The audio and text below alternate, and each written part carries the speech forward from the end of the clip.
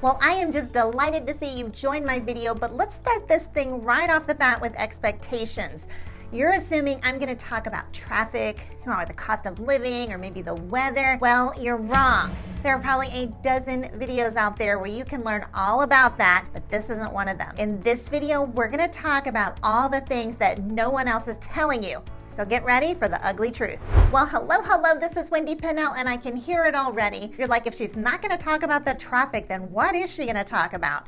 Well, let's start off talking about housing. Did you know in Plano, you have a home ownership rate of just 59%. Compare that to Southlake, where the home ownership rate is 94%, or Prosper, where it's 89%, or even Parker, where it's 97%. But in Plano, you're talking about 2 out of every 5 homes is a rental. Now, you might be wondering, what difference does that make? Whether a home is rented or owned, and that's a really good question.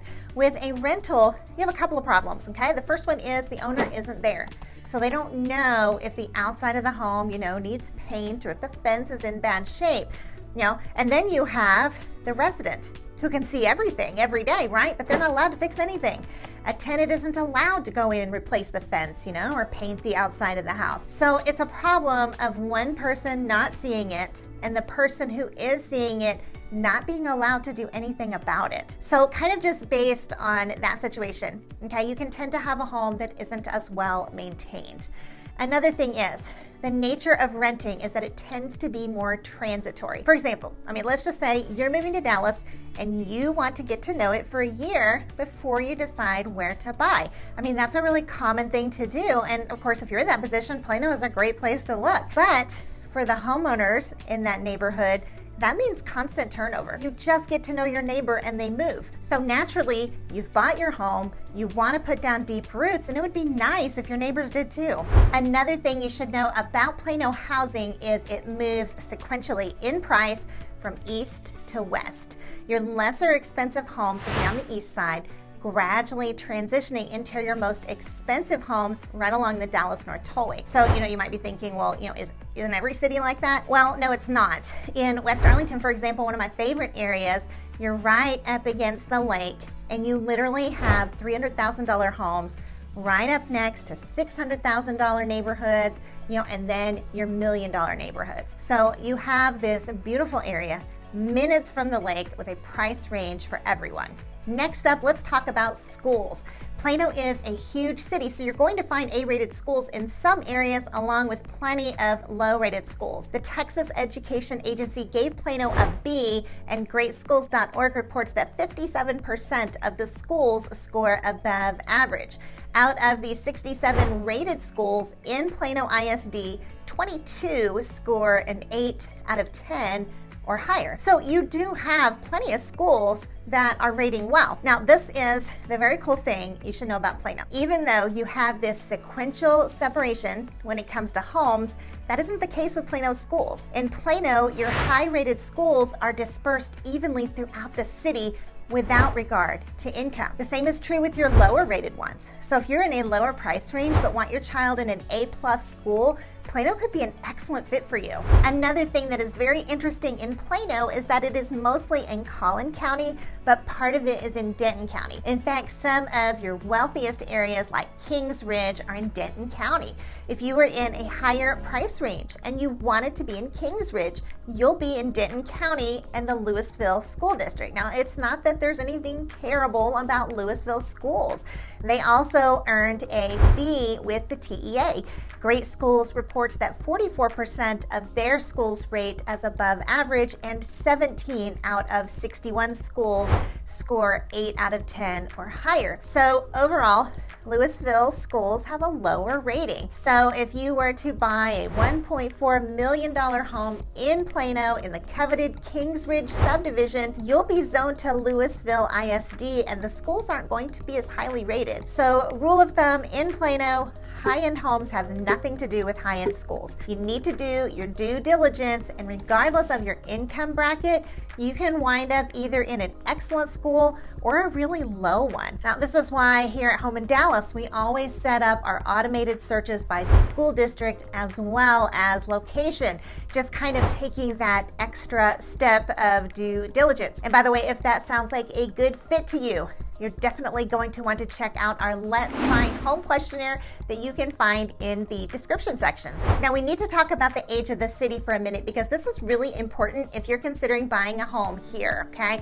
In Plano, you have an established landlocked city. Okay, as of this very minute, you have 273 homes listed for sale. Of those homes, you're going to see beautiful, mature landscaping and towering trees, but what you're not going to find is new construction. Now, right now in Plano, out of those 273 homes for sale, only 6 are new construction.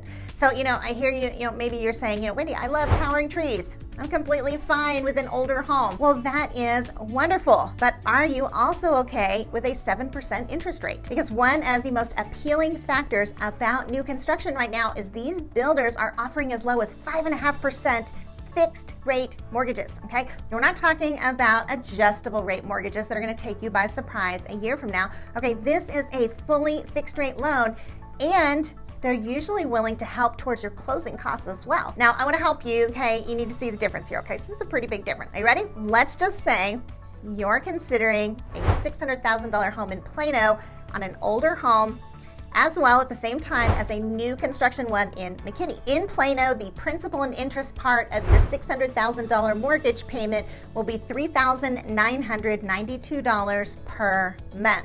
In McKinney, your 5.5% mortgage payment on that same $600,000, okay, that's going to be $3,407 per month. So your older Plano home, okay, will cost you $584 more per month simply because you can't get those new construction fixed rate incentives. Now let's take this a step further. If your primary consideration in buying a new home is your monthly payment, at 5.5% interest, you could buy a $700,000 home for $3,975 a month. I think a lot of times people don't realize how much of a difference even the smallest change in interest rate can be. At 5.5% interest, you could literally spend an additional $100,000 on a home and still have a lower mortgage payment. In Plano, you can buy a $600,000 home for $3,992 per month, okay? With McKinney, new construction, that interest rate, right? You can buy a $700,000 home for $3,975 a month. It is an amazing incentive that new construction is offering, and Plano can't offer that because it's landlocked. It doesn't have any room for new construction, so you don't get that lower interest rate. Now, one word of caution I want to give you is some builders will also offer a buy-down loan, meaning your interest rate is going to adjust up after your first year. In the same way that lower interest rates make a huge difference in your monthly payment, higher interest rates are going to do the same thing. Really be aware of the risk when you consider an adjustable rate mortgage. In the market right now, there are numerous lenders offering the fixed rate special. I would personally bypass the adjustable rates and just go with the fixed rate special. Another thing to consider about Plano being an older city is you're hurting for inventory. Now, I realize I said Plano has 273 homes for sale, and that may sound like a lot, but Plano is a huge city. It has 71.7 square miles. Now let's compare that to Salina. Salina has 27.9 square miles. You have a city that's less than half the size of Plano. Would you believe it has 270 homes for sale? Now you're probably wondering, how can it possibly have that many homes for sale? Well, the answer is new construction. 136 of those 270 homes for sale are new construction. But that's just for starters. Every new construction home that's listed represents probably 10 that the builder could build or has an inventory home.